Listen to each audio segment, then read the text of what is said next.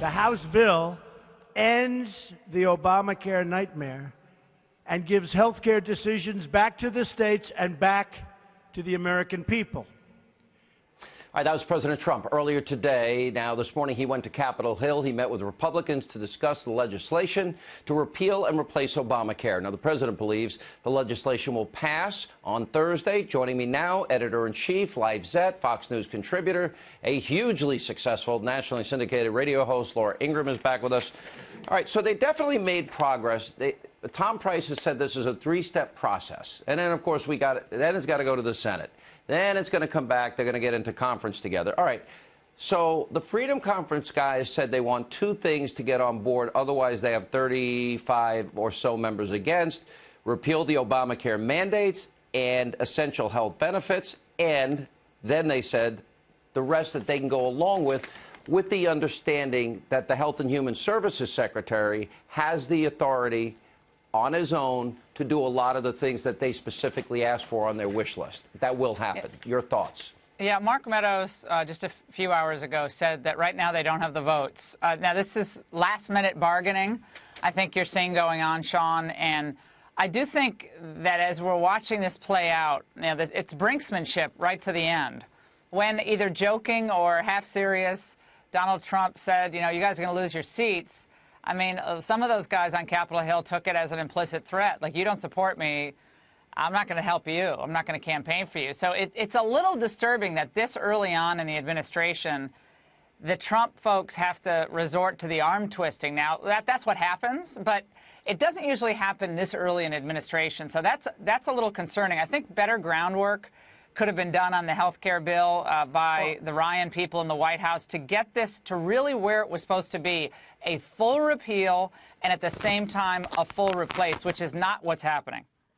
Yeah, look, and I've talked to every side on this. Even the 2015 bill that I know a lot of the Freedom Caucus members wanted, that was not a full repeal in essence. It was more than what we have. This will not be, and it all comes back to reconciliation, the way the bill was passed, the way they have to work with it in the Senate. I understand all of those things. The more important issue to me is as we get to phase 2 and 3, get to the Senate, then we get into conference, you know, nobody will know for a long time what this bill is going to look like because the Senate doesn't take it up until next week, and that's frustrating for those of us that are trying to understand it. Yeah, and I think the phase 3, as certainly I understand it, and as Tom Cotton has explained it, that's kind of a pipe dream. The idea that phase 3 is going to garner 60 votes. Well, if that's the case, where you're going to have across state lines and you're going to break the anti-competitive behavior of all these, drug companies, healthcare companies, you're going to bring prices down with real competition. If you have the votes to do that now, then just do a simultaneous repeal bill as you a replace bill as you repeal the other legislation. So, you know what I'm saying? Like, if phase 3 is going to happen, then do it now and push the Democrats to the wall on that competitiveness issue, which I think you could break some Democrats your way with enough public pressure that I think could be brought to bear. But this kind of staggered approach, and well, Tom Price is going to do his regulatory stuff. Problem? Maybe.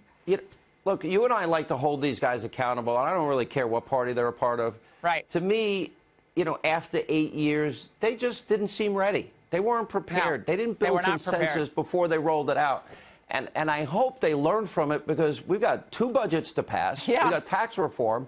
You know, we've got a lot of work to do here.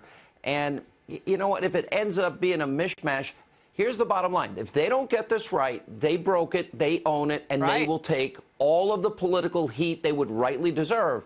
So at the end of the day, it better be right because they're forcing the president to get behind it. You're making the point, Sean. You're making a great point. And I think, look, it would have been better if instead of just handing it all off to Paul Ryan, the White House came in and said, this has to be done with 5 things have to be done, or 3 things have to be done. This has to be done. We'll work around the edges with you on the replacement bill, but this repeal has to happen, and we're going to immediately have a 2-year, phase-in period, and these pro-competition measures have got to be immediately on the table for the American public to see, and we're going to argue that, and we're going to litigate that, and we're going to move on that for the next 2 years, and we're going to win on that. That would have been a better way to go, I think. I mean, that's my view. If they get there in the end, that's fine. But if they get there and they don't have, if people end up paying more money for inferior care, and I will tell you that will that they happen made a under big this mistake. legislation. Well, under this legislation, that's what what's done now, it will happen. That's the fix that they were trying to work on today, and again, we'll know more by the end of tomorrow. All right, we'll have more Laura Ingraham.